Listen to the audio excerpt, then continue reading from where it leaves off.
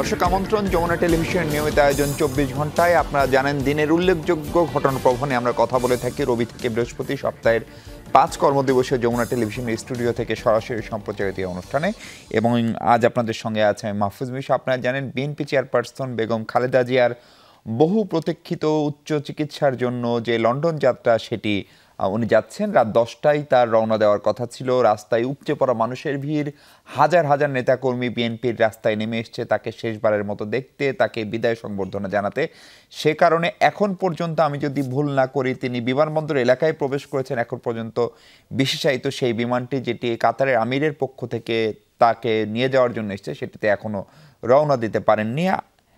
আমায় সেসব বিষয় নিয়ে আমরা আলোচনা করতে চাই। আলোচনার শিরোনাম নির্ধারণ করেছি আলোচনায় বেগম জিয়ার লন্ডন যাত্রা। আলোচনার জন্য আমার সঙ্গে আজকে স্টুডিওতে আসলে কেউই নেই। রাস্তার প্রচণ্ড যানজটের কারণে 3 অতিথির কেউ এসে পৌঁছাতে পারেননি। আমার সঙ্গে আমাদের বাংলা মোটর স্টুডিও থেকে কানেক্ট হচ্ছেন প্রধান উপদেষ্টার সিনিয়র সহকারী প্রেস সচিব সাংবাদিক ফয়েজ আহমেদ। ফয়েজ আহমেদ, স্বাগত আপনাকে, নিশ্চয়ই শুনতে পাচ্ছেন। আমার সঙ্গে অনলাইনে রাস্তা থেকে যুক্ত হচ্ছেন বিএনপি চেয়ারপারসনের উপদেষ্টা মোহাম্মদ হারুনুর রশিদ। হারুন ভাই, আশা করি আপনি শুনতে পাচ্ছেন, আপনাকেও স্বাগত। হারুনুর রশিদ, আমি আপনাকে দিয়ে আলোচনাটা শুরু করতে চাই। আপনি যদি ক্যামেরাটা একটু সোজা করে ধরতে পারেন তাহলে ভালো, না হলে মন্দের ভালো, এটি দিয়েই করতে হবে। বিএনপি চেয়ারপারসন বেগম খালেদা জিয়ার এই সফরটি নিয়ে এবং এই চিকিৎসার দাবি নিয়ে কত শতবার গেল সরকারের কাছে, দাবি দাওয়া জানানো হয়েছে, অনুরোধ করা হয়েছে, সেই সব হিসেব পরিসংখ্যান আমরা জানি। আজকে তিনি যাচ্ছেন এবং উচ্চ চিকিৎসা, ভালো চিকিৎসা তার দরকার। এবং সবচেয়ে বড় কথা, তার সন্তান বিএনপির ভারপ্রাপ্ত চেয়ারম্যান যিনি জনাব তারেক রহমান, তার সঙ্গেও তার প্রায় 7 বছর পরে দেখা, এবং এই সময়ের মধ্যে তিনি আরেকটি সন্তানকে হারিয়েছেন। ফলে তার এই যাত্রাকে আপনি দলের একজন কর্মী হিসেবে কিভাবে দেখছেন, এবং তিনি আপনার প্রত্যাশার কথা একটু শুনতে চাই শুরুতেই। সংযুক্ত করার জন্য আমি এখনো আপনার এই আমাদের এক্সপ্রেসওয়ে টোল প্লাজায় অবস্থান করছি। ভীষণ রাস্তায় জ্যাম। আমি যে আলোচনার বিষয়বস্তু নির্ধারণ করেছেন, আমি যমুনা টেলিভিশনকে জন্য ধন্যবাদ জানাচ্ছি। আমি শুরুতেই শুকরিয়া আদায় করছি আলহামদুলিল্লাহ যে মহান সৃষ্টিকর্তা সমস্ত কিছু ফয়সালা দান করেন। বেগম খালেদা জিয়া বাংলাদেশের নিঃসন্দেহে এত শ্রদ্ধেয় মানুষ, এত মানুষের কাছে প্রিয় মানুষ, যে আজকে উনি এই চিকিৎসার জন্য, এই প্রায় তার 79 বছর বয়স, এই চিকিৎসার জন্য উনি লন্ডন যাত্রার পথে মানুষের যে প্রাণ ঢালা, তার প্রতি অভিনন্দন, শুভেচ্ছা এবং বিদায়। আমি ছোটবেলায় একটা আপনার আমাদের স্কুলে দ্য প্যাট্রিয়ট একটা আপনার প্রবন্ধ পড়েছিলাম। তো সেইখানে প্যাট্রিয়টের যে বর্ণনা ছিল যে একজন দেশপ্রেমিক নাগরিক যখন আপনার দেশে প্রবেশ করে বা দেশ থেকে যায়, তখন দেশের নাগরিকদের যে আপনার প্রতিক্রিয়া বা তাদের যে বহিঃপ্রকাশ, তাদের যে অনুভূতি, যেটি প্রকাশ ঘটে। আর যখন একজন স্বৈরশাসক, একজন জনগণের নিপীড়ক, তারা যখন দেশে প্রবেশ করে বা দেশ থেকে চলে যায়, তাদের প্রতি আপনার জনসাধারণের যে প্রতিক্রিয়া হয়, আজকে আমার চাক্ষুষ দৃশ্য বেগম খালেদা জিয়ার ব্যাপারে। আমরা সকলেই জানি যে বেগম খালেদা জিয়া বাংলাদেশের প্রথম প্রধানমন্ত্রী। বেগম খালেদা জিয়া বাংলাদেশে দীর্ঘ সময় আপনার রাষ্ট্র পরিচালনার দায়িত্ব পালন করেছেন, এবং এই তাকে একটা ছুতা মামলা দিয়ে তাকে অন্যায়ভাবে তার এই শেষ বয়সে তাকে যে নিপীড়ন নির্যাতন করা যায়, চিকিৎসার সুযোগটাও দেওয়া হয়। তা আল্লাহর মায়ের দুনিয়ার বাইরে দেখেন, আজকে বেগম খালেদা জিয়া এই বয়সে চিকিৎসার জন্য বিদেশে যাচ্ছে। আমার দেখা মতে এই ধরনের এয়ার অ্যাম্বুলেন্স বাংলাদেশে অতীতে কারোর জন্য এসছে কিনা আমার জানা নাই। এবং এখানে কাতারের আমিরের পক্ষ থেকে এই বিশেষ ব্যবস্থা, বিশেষ যে আপনার সহযোগিতা দেওয়া হয়েছে, তাদের প্রতি আমার আন্তরিক কৃতজ্ঞতা থাকবে। হারুন ভাই, আপনাকে একটু থামাই। বেগম খালেদা জিয়ার সঙ্গে কি কি করা হয়েছে সেগুলো নিয়ে আমরা অনেক আলোচনা করেছি। আমার একদম বিনীত একটি জিজ্ঞাসা, যে উনি যখন বিদায় জানানোর জন্য যেন জনদুর্ভোগ এড়াতে ঢাকা মহানগর বিএনপি এবং সব সহযোগী সংগঠনের নেতাকর্মীদের বিএনপি নির্দেশনা দিয়েছিল এবং বলা হয়েছিল কেউ যেন যানজট না করে রাস্তায় সুশৃঙ্খলভাবে ফুটপাতে দাঁড়িয়ে তাকে বিদায় জানায়, যাতে যানবাহন ও পথচারী চলাচলে বিঘ্ন না ঘটে। দলের সেই নির্দেশনা অনুযায়ী শৃঙ্খলা নেতাকর্মীরা কতখানি পালন করলো এবং জনদুর্ভোগটা আসলে এড়ানো গেল না হারুন ভাই? এই দায়িত্ব আসলে কে নেবেন? উনি অসুস্থ মানুষ, তাকে বাসা থেকে উনি 8টার দিকে বের হয়েছে, ওনার পৌঁছাতে 11টা, 3 ঘন্টা তাকে গাড়িতে বসে থাকতে হলো। ফলে একদিকে জনদুর্ভোগ আর একদিকে তার মেডিকেল ইমার্জেন্সি, এই দুটো জায়গায় সংগঠন হিসেবে বিএনপি আজকে আসলে কি করলো শেষ পর্যন্ত? একটা জিনিস আপনি নিশ্চয়ই এটা উপলব্ধি করবেন যে মানুষের যে উচ্ছ্বাস, মানুষের যে অভিব্যক্তি, এটাকে তো আপনার আসলে কোনো কিছু শৃঙ্খলা দিয়ে বেঁধে রাখা সম্ভব নয়। আপনার গত জুলাইয়ের 5ই আগস্ট যখন শেখ হাসিনা দেশ থেকে পালিয়ে গেল, তারপরে মানুষের যে উচ্ছ্বাস দেখেছেন, তখন কি আপনার কোনো কিছু নিয়ম ভেঙে ঢুকে গেছে? আপনার সংসদ ভবনে ঢুকে গেছে, প্রধানমন্ত্রীর কার্যালয়ে ঢুকে গেছে, লক্ষ লক্ষ মানুষ আপনার রাস্তায় বেরিয়ে পড়েছে। এই ধরনের মানুষের যে আপনার বহিঃপ্রকাশ, এটা আসলে আপনি কিভাবে এটাকে আপনি নিয়ন্ত্রণ করবে বা কিভাবে এটাকে আপনি মেজারমেন্ট করে বলা যাবে না। মানুষের যে ভালোবাসা, মানুষের যে তার প্রতি সম্মান বা শ্রদ্ধাবোধ, এইটি আপনার আজকে তার এই চিকিৎসার জন্য বিদেশ যাওয়ার পথে নতুন করে আজকে দেশবাসী বহিঃপ্রকাশ ঘটিয়েছে। আমি তার সুস্বাস্থ্য কামনা করি, দীর্ঘায়ু কামনা করি। আপনার বক্তব্য একদম পরিষ্কার। প্রধান উপদেষ্টার সহকারী প্রেস সচিব, সিনিয়র সহকারী প্রেস সচিব ফয়েজ আহমেদ আছেন আমাদের সঙ্গে। ফয়েজ, আপনি নিশ্চয়ই আমাকে শুনতে পাচ্ছেন এবং আপনার কাছে আমার প্রথম প্রশ্ন হচ্ছে, বেগম জিয়ার এই যাত্রাটি খুবই কাঙ্ক্ষিত মানুষের কাছে, তার দলের নেতাকর্মীর কাছে তো বটেই, কিন্তু সেই যাত্রাটির শুরুটা ধরেন 10টার ফ্লাইট নির্ধারিত ছিল, যদিও বিশেষায়িত বিমান, সেটি একটু দেরি হতেই পারে, সেটি করা গেল না। মানুষের উচ্ছ্বাস বা আবেগ, বিএনপির ভাষায় যেটা বলি, সেটা যেরকম একাংশ সত্য, আবার চাইলে একটা সুষ্ঠু কোঅর্ডিনেশনের মধ্য দিয়ে এটা করা যেত কিনা, তাকে ভিন্ন রুট দিয়ে নিয়ে যাওয়া, আইন শৃঙ্খলা বাহিনী আরেকটু সচেতন হওয়া, বিএনপির সঙ্গে কোঅর্ডিনেশন হওয়া, নাকি এমনটাই হওয়ার কথা ছিল?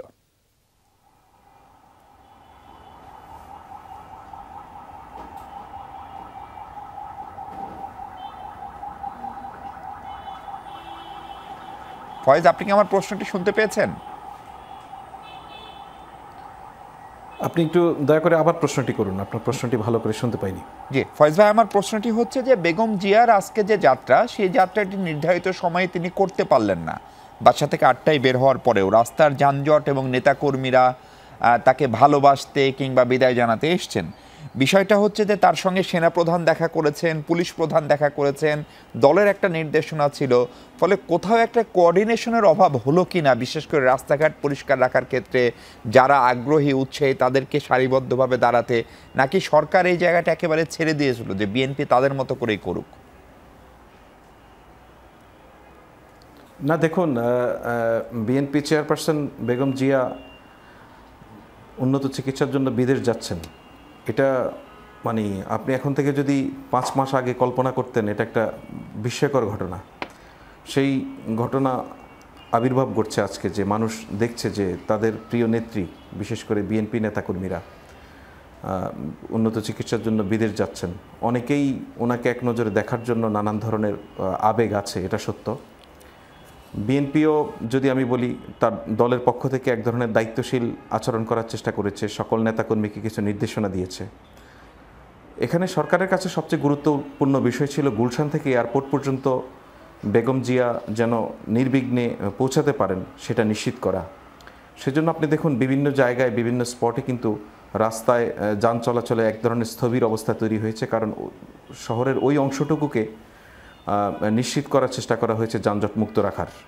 তো ঢাকা শহরের বাস্তবতায় সেটা তো বোঝাই যাচ্ছে যে একটি অংশকে যানজট মুক্ত রাখতে গেলে অপর অংশগুলিতে যানজটের একটা প্রভাব তৈরি হয়। তো কার্যতই সেটা হয়েছে। আমরা দেখতে পেয়েছি যে পুরো শহর জুড়ে এক ধরনের যানজট সৃষ্টি হয়েছে, কারণ গুলশান থেকে এয়ারপোর্ট অংশটুকু আমি বলবো যে হাজার হাজার মানুষ রাস্তায় নেমে এসেছে। অধিকাংশই বিএনপি নেতাকর্মী, তাদের প্রিয় নেত্রী চিকিৎসার জন্য বিদেশ যাচ্ছে, এই দৃশ্যটুকু এই একবার নেত্রীকে দেখতে পাওয়া যায় কিনা সেই আবেগ অনুভূতি আছে। সেই জায়গায় সর্বোচ্চ চেষ্টা করা হয়েছে ট্রাফিকের দিক থেকে, আইন শৃঙ্খলা বাহিনীর দিক থেকে, একই সঙ্গে নিরাপত্তার বিষয়, সড়কে শৃঙ্খলার বিষয়, সবগুলিকেই একটা কোঅর্ডিনেশনের মধ্যে নিয়ে এসে চেষ্টা করা হয়েছে। তো এখানে মূল বিষয় ছিল আসলে উনার যাত্রাটা যেন নির্বিঘ্ন হয় সেটা করার। সেজন্য অন্য দিকগুলিতে একটুখানি প্রভাব পড়েছে, সেটা সত্য, সেটা অস্বীকার করার জায়গা নেই। তবে এই সীমাবদ্ধতার মধ্য দিয়েও বেগম জিয়া ইতিমধ্যে এয়ারপোর্টে পৌঁছেছেন। কিছুক্ষণের মধ্যেই হয়তো উনি ওনার যে বিশেষায়িত বিমানটি ওনাকে নিয়ে যাবে সেটি ফ্লাইট করবে। এটা একটা স্বস্তির বিষয়। জি জি, ফয়েজ ভাই, আপনাকে এই সুযোগে আরেকটা প্রশ্ন করতে চাই। আজকে আপনাদের পক্ষ থেকে যে প্রেস কনফারেন্স, সেখানে আবারও -2 প্রসঙ্গটি আসলো। আপনি জানেন যে 5 আগস্টের আওয়ামী লীগের ভয়াবহ যে পতন, এবং তারপর আওয়ামী লীগ সভানেত্রী শেখ হাসিনা তিনি তো পলাতক এবং তিনি অন্য একটি দেশে অবস্থান করছেন। আমার জানার বিষয়টা হচ্ছে যে আজকে কেন শফিকুল আলম সাহেব বললেন যে -2 ফর্মুলা নিয়ে সরকার ভাবছে না, বা সেই প্রশ্নটি আবারও কেন আসছে? সত্যি সত্যিই কি যে এটা এক ধরনের একটা জুজুর ভয় কিনা -2, নাকি সেটা হয়েই গেল? আপনার ব্যাখ্যাটা একটু শুনতে চাই। না দেখুন, -2 কি বিষয়টা কি আসলে এটা সরকারের জানা নেই। সরকারের মধ্যে এই ধরনের কোনো ন্যূনতম আলাপ আলোচনাও কোনো পর্যায়ে কখনো হচ্ছে না।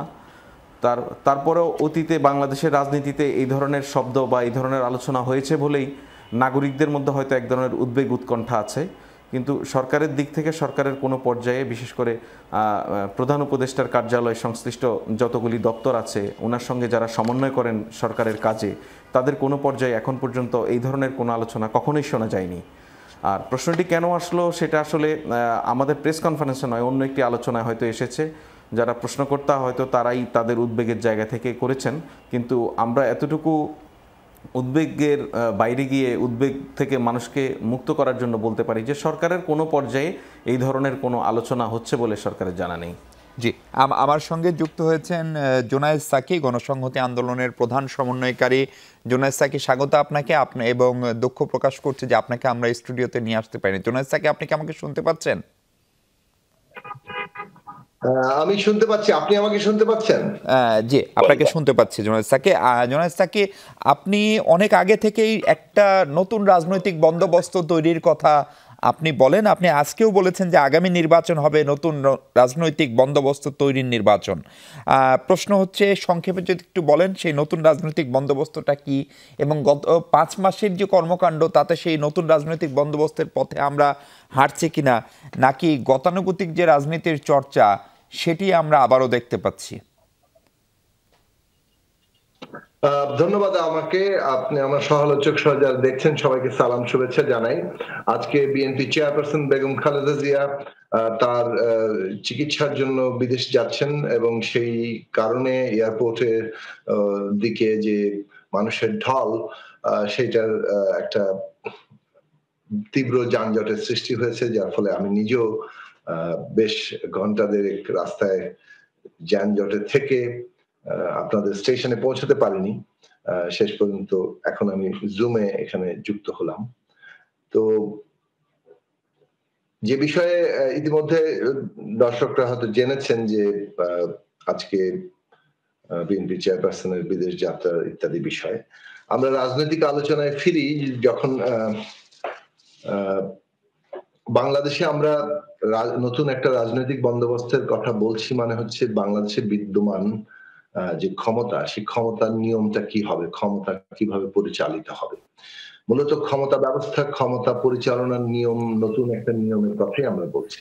কারণ বিদ্যমান ব্যবস্থার মধ্যে যেভাবে ক্ষমতার কাঠামো তৈরি হয়েছে, যেভাবে ক্ষমতা পরিচালিত হয়েছে, সেটাকে আমরা স্বৈরাচারী ফ্যাসিস্ট ব্যবস্থা হিসেবেই আমাদের অভিজ্ঞতা হয়েছে। নানাভাবেই স্বৈরাচারী ব্যবস্থা সাংবিধানিক ভাবেই আছে, এবং সেটা যারাই ক্ষমতায় গিয়েছেন, এমনকি নির্বাচিত সরকারগুলো স্বৈরাচারী আচরণই করেছে, তারা দুঃশাসনই কায়েম করেছে। কেননা প্রত্যেকটি নির্বাচিত সরকারের বিরুদ্ধে আমরা যখন শেষ পর্যন্ত লড়াই করেছি, সেটা তাদের দুঃশাসনের বিরুদ্ধে লড়াই করা হয়েছে। আপনি যদি সংবাদ মাধ্যম দেখেন সব জায়গাতে। এবং বিগত 15 বছরে শেখ হাসিনা যেহেতু একটানা ক্ষমতা দখল করে রাখতে পেরেছিলেন, তিনি পুরো এই স্বৈরাচারী ব্যবস্থাটাকে একটা ফ্যাসিস্ট ব্যবস্থায় পরিণত করেছেন। তো আমাদের ক্ষমতার চরিত্র দাঁড়িয়েছে এটা ফ্যাসিস্ট, ন্যূনতম কোনো জবাবদিহিতা নেই। এখানে প্রধানমন্ত্রী সমস্ত ক্ষমতার কেন্দ্রীভূত করেছেন এবং তিনি সংবিধান, আইন সমস্ত কিছুর ঊর্ধ্বে। এবং এই ক্ষমতার ছায়াতলটা এতটাই বিস্তৃত যে এই ক্ষমতা ব্যবহার করে ধন সম্পদ আহরণ করা যায়, পাচার করা যায়, যা ইচ্ছা তাই করা যায়, গুম করা যায়, খুন করা যায়। তো মানুষকে বিভাজিত করে ওই ব্যবস্থাকেই চাপিয়ে দেওয়া যায়। এই যে একটা ফ্যাসিস্ট ক্ষমতা ব্যবস্থা, এটা বাংলাদেশের মধ্যে কতগুলো সংকট সৃষ্টি করেছিল। একটা তো হচ্ছে মানুষের সমস্ত অধিকার কেড়ে নিচ্ছে, দমন পীড়ন করছে, কতিপয়ের হাতে সমস্ত সম্পদের কেন্দ্রীভবন ঘটছে, বিরাট আকারে বৈষম্য বাড়ছে। মানুষ সম্পদ সৃষ্টি করে, কিন্তু যে সম্পদ সৃষ্টিকারী তারাই সবচেয়ে বেশি বঞ্চনার শিকার হন এবং কতিপয়ের হাতে সমস্ত সম্পদ চলে যায়। কিন্তু এখানেই শেষ নয়, এটা বিপুল আকারে এই সম্পদের লুণ্ঠন ঘটিয়ে এটাকে দেশের বাইরে পাচার করে নিয়ে যায়। তো আমরা এই যে বন্দোবস্ত, এই বন্দোবস্তটা বাংলাদেশকে এগিয়ে নিয়ে যাওয়ার ক্ষেত্রে একটা বড় প্রতিবন্ধকতা হিসেবে দেখছি। এটা কেবল মানুষকে খুন করছে, মানুষকে বিভাজিত করছে তাই নয়, রাজনৈতিকভাবে একটা একচেটিয়া জায়গায় কায়েম করেছিল তাই নয়, অর্থনীতি যদি আমরা দেখি, আমরা উৎপাদন ক্ষেত্র যদি দেখি, সেখানেও আমার একটা বন্ধাত্বের জায়গা সৃষ্টি করছে। আমাদের অর্থনীতির যে বিরাট সম্ভাবনা সেটাকে একটা দারুণভাবে সংকুচিত এবং বাধাগ্রস্ত করে রাখছে। ফলে সেই জায়গা থেকে আমাদের ক্ষমতা ব্যবস্থা যদি না বদল ঘটে, তাহলে ভবিষ্যতে বাংলাদেশের যে আরো সমৃদ্ধির সম্ভাবনা সেটা কখনোই বাস্তব রূপ দিবে না, উল্টো আমরা নিজেরা হানাহানি, মারামারি, কাটাকাটিতে শেষ হব। তো সেই জায়গা থেকে আমরা বলছি যে নতুন একটা রাজনৈতিক বন্দোবস্ত যেটা গণতান্ত্রিক, যেটা সকলের অংশগ্রহণ এবং অন্তর্ভুক্তিকে নিশ্চিত করবে, একটা ন্যায় বিচার প্রতিষ্ঠা করবে এবং উৎপাদন ক্ষেত্র মানুষের সম্ভাবনাগুলোকে অবারিত করার সব রকম সুযোগের জায়গা তৈরি করবে।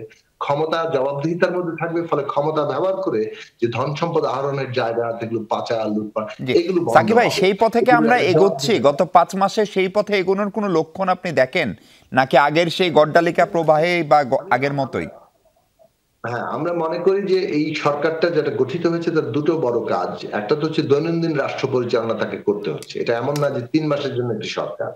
ফলে তাদেরকে দৈনন্দিন যেভাবে একটা রেগুলার সরকার যেভাবে মানুষের দায়িত্ব নিতে হয়, সমস্ত রাষ্ট্র কাজগুলো করতে হয়, সেই কাজগুলো করতে হচ্ছে, পরিস্থিতি মোকাবেলা করতে হচ্ছে, সংকটগুলো মোকাবেলা করতে হচ্ছে। সেইটা একটা তাদের জন্য বড় চ্যালেঞ্জ, একটা ভঙ্গুর রাষ্ট্র ব্যবস্থা প্রতিষ্ঠান ইত্যাদি নিয়ে। অন্যদিকে তাদের আরেকটা গুরুত্বপূর্ণ কাজ হচ্ছে একটা মানে পলিটিক্যাল ট্রানজিশন যাকে বলে, রাজনৈতিক উত্তরণ এবং একটা গণতান্ত্রিক উত্তরণের কাজটা সম্পন্ন করা। সেই ক্ষেত্রে প্রথম কাজে তাদের অনেক কিছুটা সফলতা আছে, অনেকগুলো ব্যর্থতাও আছে, সেগুলো নিয়ে আমরা যথার্থ মানে জায়গায় সমালোচনা করেছি, বলেছি, প্রতিদিনই বলছি। দ্বিতীয় যে কাজ রাজনৈতিক উত্তরণের জায়গা, সেইখানে আমি মনে করি সরকার এখনো ঠিক ডিরেকশনে আছে। এটা আমি অনেক জায়গায় বলেছি, কারণ তারা প্রাথমিকভাবে অনেকগুলো বিষয়ে কমিশন গঠন করেছেন এবং সেই কমিশনগুলো ইতিমধ্যেই প্রায় কাজকর্ম করে অনেকটা সম্পন্ন করে এনেছেন।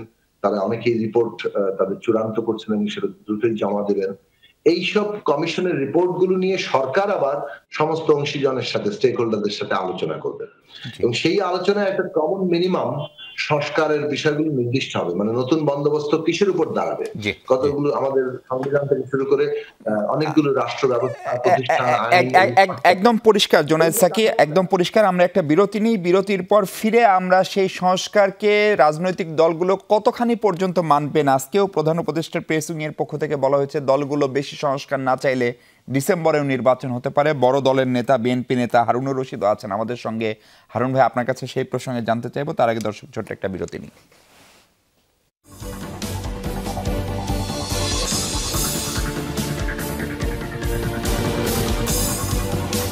দর্শক, বেগম খালেদা জিয়ার লন্ডন যাত্রা প্রসঙ্গে কথা বলছি আমরা। আমাদের সঙ্গে প্রধান উপদেষ্টার সিনিয়র সহকারী প্রেস সচিব ফয়েজ আহমেদ আছেন। ফয়েজ আহমেদ, আজকে আপনাদের ব্রিফিংয়ে আপনারা বিশেষ করে প্রেস সচিব মহোদয় স্পষ্ট করে বলেছেন যে কম সংস্কার চাইলে, যদি রাজনৈতিক দলগুলো চাই, তাহলে ডিসেম্বরের মধ্যে নির্বাচন হতে পারে, আর যদি আরেকটু বেশি চাওয়া হয় তাহলে আগের যেটি প্রধান উপদেষ্টারও ঘোষণা ছিল। প্রশ্নটা হচ্ছে, এই কম সংস্কার এবং বেশি সংস্কার নির্ধারণ করার মাপকাঠি কি? কারা করবেন, কিভাবে করবেন? হ্যাঁ, দেখুন, এই সরকার দায়িত্ব গ্রহণের পরপরই বেশ কয়েকটি সংস্কারের জন্য কমিশন গঠন করা হয়েছে। সেই কমিশনগুলি আমরা আশা করছি যে সরকারের সঙ্গে সংস্কার কমিশনগুলির মধ্যে যতটুকু যোগাযোগ আছে বা যতটুকু তথ্য এখন পর্যন্ত জানা গেছে, তাতে চলতি মাসের 15 তারিখের মধ্যেই বেশ কিছু প্রতিবেদন সরকারের হাতে চলে আসবে। তো আগেই দেয়া যে প্রতিশ্রুতি, সেই প্রতিশ্রুতি অনুযায়ী এই সংস্কারের যে প্রস্তাবগুলি, সেই প্রস্তাবগুলি আসার পর যে সমস্ত স্টেক হোল্ডার আছে, অর্থাৎ রাজনৈতিক দল যারা ক্রিয়াশীল এবং গণতান্ত্রিক রাজনৈতিক দল এখানে সক্রিয় রয়েছে, তাদের সঙ্গে, নাগরিক সমাজের সঙ্গে, ছাত্রদের সঙ্গে, সকল ধরনের স্টেক হোল্ডারের সঙ্গে একটি ডায়ালগ শুরু হবে। এই ডায়ালগেই মূলত নির্ধারিত হবে যে কতটুকু সংস্কার আমাদের এই স্টেক হোল্ডাররা চান। স্টেক হোল্ডাররা যতটুকু সংস্কার চান তার ভিত্তিতেই মূলত নির্ধারণ করা যাবে আসলে কবে নির্বাচনটি অনুষ্ঠিত হবে। ইতিমধ্যে জাতির উদ্দেশ্যে দেয়া ভাষণে প্রধান উপদেষ্টা বলেছেন যে চলতি বছরের ডিসেম্বরে অথবা আগামী বছরের প্রথমার্ধের মধ্যেই নির্বাচন অনুষ্ঠিত হবে। সেক্ষেত্রে উনি কিন্তু এও বলেছেন, যদি রাজনৈতিক দলগুলি অল্প সংস্কার চায় সেক্ষেত্রে এই ডিসেম্বরেই নির্বাচন করা সম্ভব, আর যদি আরও বেশি আকারে, বৃহৎ আকারে সংস্কার প্রয়োজন মনে করে তারা, সেক্ষেত্রে সেই সংস্কারের আলোকে আগামী বছরের প্রথমার্ধের মধ্যেই নির্বাচন অনুষ্ঠান করা সম্ভব। ফয়েজ ভাই, একদম পরিষ্কার, প্রধান উপদেষ্টার বক্তব্য পরিষ্কার। আমার প্রশ্নটি হচ্ছে যে ধরেন বড় রাজনৈতিক দল বিএনপি কিন্তু বরাবরই নির্বাচনের কথা বলে আসছে। আপনার যদি মনে থাকে 6 আগস্টও বিএনপি দ্রুততম সময়ে নির্বাচনের দাবি জানিয়েছিল এবং তারপর থেকে তারা মনে করেন যে একটি নির্বাচিত সরকার থাকলে অনেক বিষয়াদি সহজ হয়ে যায়। ফলে ধরেন আপনি সবচেয়ে বড় যে রাজনৈতিক দলটি এখন, তারা যদি সেটি চায়, তার মানে আপনারা কি রাজনৈতিক দলগুলোর কাছে এক ধরনের কি বলা যায়, তাদের দাবি মেনে নিচ্ছেন বা নতি স্বীকার করছে সরকার, বা রাষ্ট্র সংস্কারের যে রূপরেখা বা স্বপ্ন শিক্ষার্থীরা দেখিয়েছিল জুলাই আগস্টে, সেখান থেকে খানিকটা পিছু হচ্ছেন? না, এখানে পিছু হটার বিষয় নয়। দেখুন, আপনি রাজনৈতিক দলগুলির সবার মিলিয়ে যে সিদ্ধান্ত, সেই সিদ্ধান্তই আসলে চূড়ান্ত সিদ্ধান্ত হবে। সেক্ষেত্রে আপনি যেটা 6 আগস্টের কথা বলছেন যে বিএনপি দ্রুত সময় নির্বাচন, এটা আমি যদি ভুল না করি সেটা হচ্ছে তারা তখন যৌক্তিক সময়ের মধ্যে একটা নির্বাচনের কথা বলছিল। তো এই যৌক্তিক সময়টাও আসলে এখন পর্যন্ত আপনি যদি বলেন যে সেক্ষেত্রে পরিষ্কার না। তো তারপরে রাজনৈতিক দলগুলির দিক থেকে এক ধরনের রোড ম্যাপ প্রত্যাশা করা হয়েছিল। সেই বিষয়টা এক ধরনের রোড ম্যাপ কিন্তু সামনে চলেই এসেছে প্রধান উপদেষ্টার জাতির উদ্দেশ্যে দেওয়া ভাষণের মধ্য দিয়ে। সুতরাং এখানে যেই সংস্কার কার্যক্রমগুলি হবে, এই সংস্কার কার্যক্রম, এটা খুবই সত্য, সংস্কার তো আর থেমে থাকবে না, বা সংস্কার নির্দিষ্ট কোনো গতিপথ এমন নয় যে একটা নির্দিষ্ট গন্তব্যে পৌঁছাবে সেখানেই শেষ, তা নয়। সংস্কার একটি চলমান প্রক্রিয়া। তো অন্তত ন্যূনতম ঐক্য যে সমস্ত বিষয়গুলিতে আসবে, সেই ঐক্যের ভিত্তিতে সেটা যদি নিশ্চিত করা যায় একটি শান্তিপূর্ণ নির্বাচন অনুষ্ঠান করা সম্ভব, সেই সংস্কারগুলির আলোকেই নির্বাচনটি অনুষ্ঠিত হবে। সেটা যতটা সংস্কার সবাই মিলে একত্রিত হয়ে সিদ্ধান্তে আসবে, ততটার ভিত্তিতে সিদ্ধান্ত হবে আসলে নির্বাচন কখন। জি, আমি আরেকটা ছোট্ট বিষয় একটু এখানে যুক্ত করতে চাই। সরকারের আরেকজন উপদেষ্টা মাহফুজ আলম গতকালকে সন্ধ্যা 7টার দিকে একটি স্ট্যাটাস দিয়েছেন সরকারের অগ্রাধিকার প্রসঙ্গে, এবং সেইখানে তিনি স্পষ্ট করে অনেকগুলো বিষয় বলেছেন। তার ভিতরে রাজনৈতিক অগ্রাধিকার আছে, তারপরে সরকারের অগ্রাধিকার আছে সরকারের পক্ষ থেকে। কোথাও নির্বাচনের প্রসঙ্গটি জোরালোভাবে আসে নাই। ফলে এটা কি উপদেষ্টা মহোদয়ের ব্যক্তিগত অবস্থান নাকি এটি সরকারের অবস্থান? যদি ব্যক্তিগত অবস্থান আপনি বলেন, একজন দায়িত্বপ্রাপ্ত উপদেষ্টা এভাবে তার ফেসবুক পেজে পাবলিকলি লিখে বলতে পারেন কিনা, বা সেটি আপনাদেরকে কখনো কখনো আমাদেরকে এই প্রশ্নগুলো করার সুযোগও তৈরি করে দেয় কিনা? না, প্রশ্ন করার সুযোগ থাকলে আপনারা প্রশ্ন করবেন, তাতে কোনো অসুবিধা নেই। তবে উনি যেই অগ্রাধিকার বিষয়গুলি বলেছেন, সেই সমস্ত বিষয় নিয়েই আসলে নির্বাচন, কোনো কিছুই নির্বাচনের বাহিরে নয়। নির্বাচন তো একটা মূল লক্ষ্য, তার আগে অনেকগুলি বিষয় হয়তো অনেকের প্রত্যাশা থাকে অনেক রকম, সেগুলি নিয়ে সরকারের সার্বিকভাবে যদি অবস্থান বলি, সেটা হচ্ছে প্রধান উপদেষ্টার বক্তব্যের মধ্যে দিয়ে তিনি পরিষ্কার করেছেন জাতির উদ্দেশ্যে দেওয়া ভাষণে, যে যদি রাজনৈতিক দলগুলি ন্যূনতম সংস্কারের মধ্য দিয়ে এগোতে চায়, সেক্ষেত্রে ডিসেম্বরে নির্বাচন করা সম্ভব, আর যদি আরও বেশি সংস্কার চায় সেক্ষেত্রে আগামী বছরের প্রথমার্ধের মধ্যেই নির্বাচন করা সম্ভব। তার মানে উপদেষ্টা মাহফুজ আলমের বক্তব্যকে সরকার ওন করে? দেখুন, উপদেষ্টা মাহফুজ আলমের বক্তব্য ওনার বক্তব্য, সরকারের বক্তব্য যদি বলি একটা সামগ্রিক বক্তব্যের বিষয় আসবে। আমি যেহেতু প্রধান উপদেষ্টার কার্যালয়ের সঙ্গে সম্পৃক্ত, আমি ওনার বক্তব্যটুকু আপনাকে আশা করি আমি রিপ্রোডিউস করতে সক্ষম হয়েছি। জি জি, আপনাকে ধন্যবাদ। আমি একটু জোনায়েদ সাকির কাছে যেতে চাই। সাকিব ভাই, আপনি নিশ্চয়ই শুনছিলেন যে আজকে ব্রিটিশ একজন সংসদ সদস্য, তিনি ঢাকায় ছিলেন, রূপা হক, এবং তিনি আজকে বলছেন যে বাংলাদেশের ডাক্তার হসপিটাল থেকে শুরু করে সব স্তরে আওয়ামী লীগের মানুষ বসে আছে, যেটা আপনিও দীর্ঘদিন বলে এসছেন। এইসব প্রতিষ্ঠান পরিষ্কার করতে হবে, তাদের সরাতে হবে, তারপর নির্বাচন দিতে হবে।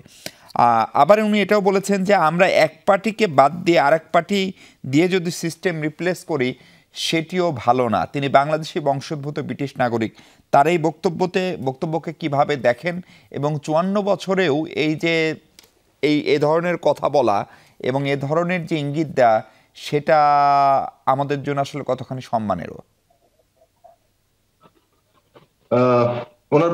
দুঃখিত, আমি একটু ওনার পুরো বক্তব্যটা ঠিক বুঝতে পারিনি, আপনি আরেকবার একটু বলবেন? সাকিব ভাই, ওনার বক্তব্যের সামারি হচ্ছে যে প্রশাসন সহ চিকিৎসা ব্যবস্থা অনেক জায়গায় এখনো গেল সরকারের লোকজন বসে আছেন, মানে আওয়ামী লীগের লোকজন বসে আছেন, এবং আজকে আমির খসরু মাহমুদ চৌধুরী ছিলেন সেখানে উনি বলছেন যে উনি এমনভাবে কথা বলছেন যেন তারা ক্ষমতায় চলে এসছেন। উনি বলছেন এই দুই পরিবার এবং তাদের যেরকম আধিপত্য, একটার পর একটাকে দিয়ে আরেকটাকে রিপ্লেস করা, এক দলকে দিয়ে আরেক দলকে রিপ্লেস করা। একটু আগে আপনিও যেটাকে নতুন রাজনৈতিক বন্দোবস্তের কথা বলছিলেন, এই ধরনের বক্তব্য আপনাদেরকে কষ্ট দেয় কিনা খানিকটা রাজনীতিবিদ হিসেবে? দেখুন, বাংলাদেশের মানুষ প্রত্যাশা করে একটা গণতান্ত্রিক ব্যবস্থা প্রতিষ্ঠা হবে এবং গণতান্ত্রিক নির্বাচন যেটার গুরুত্বপূর্ণ অংশ, এবং সংস্কার তারা একই সাথে চায়, এবং সংস্কারের ব্যাপারটাই একটা এখানে মানে যাকে বলে প্রধান ব্যাপার। সংস্কার, নির্বাচনের জন্য একটা সংস্কার দরকার, এই কথাটা আমরা বারবার বলেছি, যে যেভাবে আওয়ামী লীগ এটাকে একটা ফ্যাসিস্ট ব্যবস্থা পরিণত করেছিল, তাতে নির্বাচন একটা সুষ্ঠুভাবে করতে হলে অনেকগুলো সংস্কার করতে হবে। এটা হলো 1 নম্বর বিষয়। 2 নম্বর বিষয় হচ্ছে আবার অনেকগুলো সংস্কার আছে যেগুলো মৌলিক কাঠামোগত সংস্কার, সেই মৌলিক যেমন সংবিধান সহ আরো অনেকগুলো প্রশ্ন আছে, সেইগুলো করার জন্য আবার নির্বাচন লাগবে। মানে অর্থাৎ আপনি যখন সংস্কারকে চূড়ান্ত রূপ দিতে যাবেন তখন একটা নির্বাচিত সংসদ লাগবে যেখানে সেগুলো চূড়ান্ত রূপ পাবে। ফলে আমরা মনে করি যে নির্বাচনের জন্য অনেকগুলো সংস্কার দরকার, আবার অনেকগুলো সংস্কার আছে যেগুলো চূড়ান্ত করার জন্য নির্বাচন দরকার। সে কারণে নির্বাচন এবং সংস্কার কোনো পরস্পর বিরোধী ব্যাপার তো নয়, বরং পরস্পরের পরিপূরক, এবং পুরোটার মধ্য দিয়ে আমাদের এই রাজনৈতিক উত্তরণের গণতান্ত্রিক প্রক্রিয়াটি সম্পন্ন হবে। এখন সরকার যে সমস্ত কমিশনগুলো গঠন করেছে সেগুলোর রিপোর্ট আগামী 15 তারিখ থেকে হয়তো আসতে শুরু করবে, এবং সেই রিপোর্টগুলো নিয়ে অংশীজন মানে শিক্ষার্থী, রাজনৈতিক দল, শ্রেণী পেশার, সমাজের বিভিন্ন অংশের সাথে আলাপ আলোচনা সরকার করবে, এবং তার মধ্য থেকে এই কোন সংস্কারগুলো আমরা নির্বাচনের আগে করতে পারছি, কোনগুলো আসলে চূড়ান্ত করার জন্য নির্বাচন লাগবে, এইগুলো একটা ঠিক হবে। অর্থাৎ ন্যূনতম জাতীয় ঐক্যমত্যের ভিত্তিতে কিন্তু এগুলো আমাদের ঠিক করতে হবে। মানে পদ্ধতিটা কি হবে? পদ্ধতিটা হবে যে সমস্ত অংশীজনের মধ্যে ন্যূনতম যে জাতীয় ঐক্যমত্য তৈরি হচ্ছে সেটার মধ্য দিয়ে। অনেকগুলো বিষয় হয়তো ঐক্যমত্য যদি না হয়, সেগুলো জনগণকে ঐক্যবদ্ধ করে নির্বাচনের প্রক্রিয়ার মধ্য দিয়ে আমাদেরকে আবার সেগুলো অর্জন করার জন্য জনগণের মতামতের প্রতিফলন ঘটানোর প্রক্রিয়ার মধ্য দিয়ে যেতে হবে। ফলে এই যে ন্যূনতম ঐক্য তৈরি করা, আবার অনেকগুলো সংস্কারের প্রশ্নে জনগণের যে মতামত এবং তার ভোটের মধ্যে দিয়ে তার প্রতিফলন, সেইটার প্রক্রিয়ার মধ্যে দিয়ে যাওয়া, এটাই হচ্ছে রাজনৈতিক প্রক্রিয়া। এই প্রক্রিয়ায় আগামী দিনের মানে সংস্কার ঘটবে বলে আমরা প্রত্যাশা করি। জি সাকিব ভাই, আরেকটা বিষয় ছোট্ট করে একটু যদি আপনি 30 সেকেন্ডে একটু বলেন। সচিবালয়ে প্রাইম এশিয়া বিশ্ববিদ্যালয়ের শিক্ষার্থীদের সঙ্গে আজকে পুলিশের যে আচরণ, ফাঁকা গুলি ছড়া, লাঠিচার্জ করা এবং পড়ে যাওয়ার পরে লাথি মারা, যে ভিডিওগুলো আমরা দেখেছি, সেগুলো কতখানি প্রত্যাশিত এবং পুলিশ কি আবার আগের রূপে ফিরছে কিনা? দেখুন, মানে এইটা তো প্রত্যাশিত যে পুলিশ গণতান্ত্রিক যে সমস্ত দাবি দেওয়া আছে, আন্দোলন আছে, সেগুলোকে যাতে গণতান্ত্রিক উপায়ে যে কোনো পক্ষই উপস্থিত করতে পারে তার জন্য প্রয়োজনীয় ধৈর্য এবং সেই সুযোগটা অবারিত রাখবে। এখন আইন শৃঙ্খলা বাহিনী যদি আইন মানে অতিক্রম করে কোনো অধিকার খর্ব করে, তাহলে সেটা জবাবদিহিতা নিশ্চয়ই করা দরকার এবং সরকারের দিক থেকে সেটা জায়গা করা দরকার। আমরা আইন অতিক্রম করে মানে দমন পীড়নের কোন ঘটনাকে সমর্থন করি না, সেটা আমরা আগেও করিনি, সেটার বিরুদ্ধে লড়াই করেছি, এখনো গণতান্ত্রিক অধিকারের পক্ষে বলবো। বাংলাদেশে এই যে 5ই আগস্ট পরবর্তী প্রক্রিয়া আমরা দুটো জিনিস দেখেছি, যে অনেক দাবি দেওয়া নিয়ে মানুষ আসছেন, সমাজের বিভিন্ন শ্রেণী পেশা গোষ্ঠীর দাবি দেওয়া আছে এবং সেটা খুব স্বাভাবিক আমরা মনে করি, কারণ গত 15 বছরে মানুষের দাবি দেওয়ার সমস্ত কন্ট্রোল করা হয়েছে, ফলে জনগণের অনেক সমস্যা আছে, সেই সমস্যাগুলো নিয়ে তারা আসছেন। এর মধ্যে যেগুলো মেরিটের দিক থেকে জেনুইন এবং যেগুলো সত্যিকার দাবি দেওয়া, সেগুলো সরকারকে বাছাই করতে হবে এবং সরকারকে সেই অনুযায়ী পদক্ষেপ নিতে হবে যাতে জনগণের দাবি দেওয়া পূরণ হয়, তাদের সংকট দূর হয়। অন্যদিকে আমরা দেখেছি যে অনেক ক্ষেত্রে সরকারকে ক্ষতিগ্রস্ত করার জন্য কিংবা তাকে বিপদে ফেলার জন্য, অভ্যুত্থানকে নানাভাবে ব্যাহত করার জন্য পতিত স্বৈরাচার এবং তাদের দোসররাও নানা রকম চেষ্টা করেছে। সেগুলো সরকারকে সতর্ক থাকতে হবে এবং সেই সব বিষয়গুলোকে মানে একটা জনগণের শক্তি নিয়ে সেগুলোকে মোকাবেলা করতে হবে এবং সেই ক্ষেত্রে ব্যাপারটা যাতে মানে জনগণের অধিকার কোথাও খর্বিত না হয়, সেই দিকে সরকারের সতর্ক দৃষ্টি রাখা থাকতে হবে। জি, অনেক ধন্যবাদ জোনায়েদ সাকি। দর্শক, আমরা আবার একটা বিরতি নিচ্ছি, ফিরছি একটু পরে, আমাদের সঙ্গে থাকবেন নিশ্চয়ই।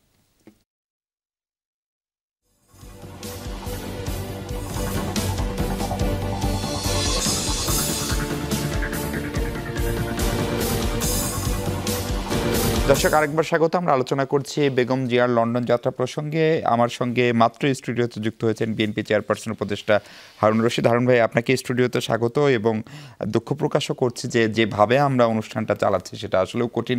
আপনার কাছে শেষ সময় এসে বড় প্রশ্ন হচ্ছে যে আজকে বারবার প্রধান উপদেষ্টা আগে বলেছিলেন যে রাজনৈতিক দলগুলো কম সংস্কার চাইলে ডিসেম্বরে, আর বেশি সংস্কার চাইলে আর একটু সময় নিয়ে জুলাই নির্বাচন। বিএনপিকে আসলে বেশি সংস্কার চাইবে নাকি কম সংস্কার আপনারা চান? আসলে ধন্যবাদ যমুনা টেলিভিশনকে, আজকে যে বিষয় নিয়ে আপনি আলোচনার বিষয়বস্তু করেছিলেন, কিন্তু রাস্তার যে পরিস্থিতি, আরও দুজন সহালোচক ছিল, তারা কেউ স্টুডিওতে আসতে পারে নাই। আমি কোনো রকমে যাই হোক একেবারে শেষ প্রান্তে এসে উপস্থিত হয়েছি।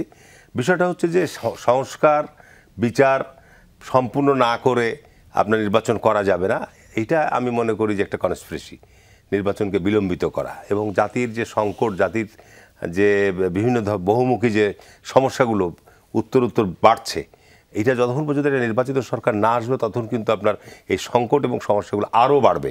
যে কারণে আমরা বারবার বলছি যে সংস্কারটা হচ্ছে একটা চলমান প্রক্রিয়া। সংস্কার সম্পর্কে ক্লিয়ার ধারণা মানুষের কাছে দিতে হবে। আপনি এখানে যতগুলো টকশোতে আলোচনা নিয়ে আসেন, প্রশ্ন করেন, সংস্কারের সম্পর্কে সংস্কার করতে হবে। সবসময় একটা জিনিস মনে করো, বাংলাদেশে গত 50 বছরে বিভিন্ন শাসকরা এসছে, চেয়ার ম্যাক্সিমাম একটা কথা আছে, চেয়ারে যিনি থাকবেন তার দৃষ্টিভঙ্গি কেমন, তার মাইন্ড সেট আপটা কী, তার উপর সব কিছু নির্ভর করে। আমি রাষ্ট্র পরিচালনার প্রধান দায়িত্বে আছি, জিয়াউর রহমান ছিলেন, বেগম খালেদা জিয়াও ছিলেন। সেখানে জিয়াউর রহমানের সময় রাষ্ট্র ক্ষমতা উনি কীভাবে দেশে গণতান্ত্রিক পরিবেশ তৈরি করেছেন, শিক্ষাঙ্গনের কি শান্তিপূর্ণ পরিবেশ নিয়ে এসেছিলেন। বেগম খালেদা জিয়াও আপনার একটা গণতান্ত্রিক দলের নেতৃত্ব দিয়েছেন, নির্বাচন করেছেন। ত্রুটি বিচ্যুতি হতে পারে, কিন্তু গণতন্ত্র চর্চার ব্যাপার। সংস্কারটা কি করবেন, সংস্কারের ব্যাপারে আমরা তো ইতিমধ্যেই যে একটা রূপরেখা আপনারা দিয়েছি। আমরা আরেকটা বিষয় ছোট করে জানতে চাই, আবার -2 নিয়ে কেউ লিখছেন, বলছেন। আজকে প্রধান উপদেষ্টার প্রেস সচিব স্পষ্ট করেছেন এই ধরনের কোনো চিন্তা বা এটা তাদের মাথায় নাই। আমরা আসলে এই ভয়টা কেন পাচ্ছি? না, এই ভয়টা বাংলাদেশে গত 50 বছরের রাজনীতির যদি আপনি এইগুলো ধারাবাহিকতাগুলো দেখেন, যে বিশেষ সরকারগুলো যখনই ক্ষমতা এসছে, আপনি 82 সালের 24শে মার্চ যখন জেনারেল এরশাদ ক্ষমতা নিয়ে আসলেন এবং সেখানে ক্ষমতা গ্রহণ করার পর উনি বললেন যে আমার রাজনীতিতে করার বা ক্ষমতায় থাকার কোনো ইচ্ছা বিলাস নাই, কিন্তু 2 বছর পর উনি নতুন রাজনৈতিক দল তৈরি করলেন। আবার দেখেন 1/11-এর সময় ক্ষমতায় আসলেন, বলে যে দেশ দুর্নীতিতে ছেয়ে গেছে, দুর্নীতি আমরা বন্ধ করব, সেই বিভিন্ন রকম তারা পরিকল্পনা গ্রহণ করলেন। কিন্তু দেখা তারাও ছত্রছায়ায় কিংস পার্টি তৈরি করার উদ্যোগ গ্রহণ করেছিলেন। যে কারণে এখন আমরা এই সমস্ত গত 50 বছর থেকে যে বিষয়গুলো দেখে আসছি, গণতন্ত্র তো আপনি এমন একটা বিষয়টা চর্চার ব্যাপার, আপনি গণতন্ত্রতে ভুল ত্রুটি থাকবেই এবং এটাকে আপনার সেটা মাথায় রেখেই আপনাকে আমরা সব সময় আমাদের দেশে গত 50 বছরে কিন্তু গণতান্ত্রিক যাত্রা কখনোই সুখকর হয়নি, বারবার আমরা আঘাতপ্রাপ্ত হয়েছি, বারবার ধাক্কা খেয়েছি। সুতরাং এখন একটা পরিবর্তনের সুযোগ এসছে। আমি মনে করি এত বড় একটা রক্তপাতের মধ্য দিয়ে যে পরিবর্তনটা এসছে, অবশ্যই আপনার একটা গণতান্ত্রিক ধারাবাহিকতার মধ্যে আসতে হবে এবং ধারাবাহিকতার মধ্যে যদি না নিয়ে আসা হয়, আবার যদি কোনো ধরনের অন্য কিছু, জাতি এটা আপনার বহন করতে পারবে না। সংকটটা তাহলে আরো বাড়বে। জি, আমার সঙ্গে আমাদের প্রধান উপদেষ্টার সহকারী প্রেস সচিব আছেন, সিনিয়র সহকারী প্রেস সচিব ফয়েজ আহমেদ। ফয়েজ আহমেদ, আপনি বাংলা মোটর থেকে সংযুক্ত আছেন, আপনি যদি একটু সংক্ষেপে বলেন, আজকে সচিবালয়ের সামনে একটি বেসরকারি বিশ্ববিদ্যালয়ের প্রাইম এশিয়া ইউনিভার্সিটি, তার শিক্ষার্থীদের সঙ্গে পুলিশের যে আচরণ সেইটাকে আপনারা কিভাবে দেখছেন? এবং আমরা জানি যে পুলিশের এই আচরণ নিয়ে এক ধরনের সংস্কারেরও কাজ চলছে, কমিশন কাজ করছে, কিন্তু পুলিশ আপনার ধরনের লাঠি চার্জ করেছে, তারপরে ফেলে দিয়ে মারলো, ভিডিওটা নিশ্চয়ই আপনিও দেখেছেন, আপনি দীর্ঘদিন সাংবাদিকতা করেন, ফলে এই বিষয়গুলো আপনাদের নজরে আসছে কিনা বা এগুলোকে আপনারা গুরুত্ব দিয়ে দেখছেন কিনা? দেখুন, পুলিশের বিষয়টা নিয়ে বলতে গেলে আসলে কয়েকটি বিষয় এখানে বলা অবশ্যই প্রয়োজন হচ্ছে। সেখানে হচ্ছে আপনি যেটা একটা উল্লেখ করেছেন যে পুলিশের যে সংস্কার, সেটা নিয়ে কাজ হচ্ছে, খুব শীঘ্রই সংস্কার কমিশনের থেকে রিপোর্ট পাওয়া যাবে। তারপরে পুলিশের আসলে দীর্ঘদিনের যে ট্রেনিং, যে কোনো ধরনের বিক্ষোভ দমন বা এই ধরনের করার ক্ষেত্রে, সেটার এখনও কোনো পরিবর্তন হয় নাই। তারপরেও এই সরকার দায়িত্ব নেওয়ার পর থেকে পুলিশকে সকল নাগরিকের মানবাধিকার সমুন্নত রেখে যেন পুলিশিংয়ের দায়িত্ব পালন করা হয়, সেই বিষয়ে নানানভাবে উৎসাহিত করা হয়। সেটা নিয়েও আবার অনেক ধরনের কথা হয় যে পুলিশ নিষ্ক্রিয় কিনা, সেই ধরনের। আরেকটা বিষয় হচ্ছে 5 আগস্টের পরে দেখুন আপনি বেশ কয়েক সপ্তাহ সময় লেগেছে যে পুলিশকে মাঠে ফেরাতে, সেই সংকটটাও আছে। তার চেয়ে গুরুত্বপূর্ণ বিষয় হচ্ছে যে পুলিশকে দীর্ঘদিন যেভাবে ব্যবহার করা হয়েছে, পুলিশের এক ধরনের ওইভাবেই প্রশিক্ষণ হয়ে গেছে হয়তো। তো পুলিশ আজকে যদি সচিবালয়ের ঘটনায় কোন ধরনের মানবাধিকার লঙ্ঘনের ঘটনা ঘটিয়ে থাকে, সেই বিষয়ে যথাযথ কর্তৃপক্ষ অবশ্যই বিবেচনা করবে। তারা ফয়েজ আহমেদ, আপনাকে একটু থামাই। বিএনপি চেয়ারপারসন ফ্লাই করেছেন এবং তার এই পরবর্তী ঘটনার প্রবাহ নিয়ে বিএনপি মহাসচিব মির্জা ফখরুল ইসলাম আলমগীর ব্রিফ করছেন। আমরা সেখানে যাচ্ছি, আপনাকে বিদায় জানাচ্ছি, যে জোনায়েদ স্যারকে আপনাকেও বিদায় জানাতে চাই এবং হারুন ভাই আপনার কাছ থেকে বিদায় নিচ্ছে। দর্শক, আমরা সরাসরি 24 ঘন্টা শেষ করছি, সরাসরি চলে যাচ্ছি হযরত আন্তর্জাতিক বিমানবন্দরে, সেখানে বিএনপি মহাসচিব মির্জা ফখরুল ইসলাম আলমগীর সাংবাদিকদের সঙ্গে কথা বলছেন। চলুন দেখে আসি সেটা। ছাত্র জনতার অভ্যুত্থানের মধ্য দিয়ে ফ্যাসিস্টরা দেশ থেকে পালিয়ে যাওয়ার পরে আজকে দেশীয় নেত্রী বেগম খালেদা যখন সম্পূর্ণ মুক্ত হয়েছেন সমস্ত মিথ্যা মামলা থেকে, তিনি চিকিৎসার জন্য লন্ডনে গেছেন, এটা আল্লাহর কাছে শুকরিয়া জানাচ্ছি। একই সঙ্গে আমরা আশা করছি যে সুচিকিৎসা করে দেশনেত্রী বেগম খালেদা জিয়া আবার দেশের মানুষের কাছে ফিরে আসবেন। যাওয়ার সময়ে তিনি আবারও বলেছেন যে আপনি সকলকে বলবেন গণমাধ্যমের মাধ্যমে দেশবাসীকে যে তারা যেন আমার জন্য দোয়া করেন, আর আমিও আল্লাহ তার কাছে এই দোয়া চাইছি, আল্লাহ যেন এই দেশকে, দেশবাসীকে যেন ভালো রাখেন, তাদের কল্যাণ করেন। রাজনৈতিক বার্তা তো ওটাই, যেন ভালো রাখেন, সুস্থ রাখেন, গণতন্ত্রকে যেন প্রতিষ্ঠা করা হয়, গণতান্ত্রিক ব্যবস্থাকে যেন আমরা সবাই মিলে ফোল্ড করি। থ্যাংক ইউ, ধন্যবাদ।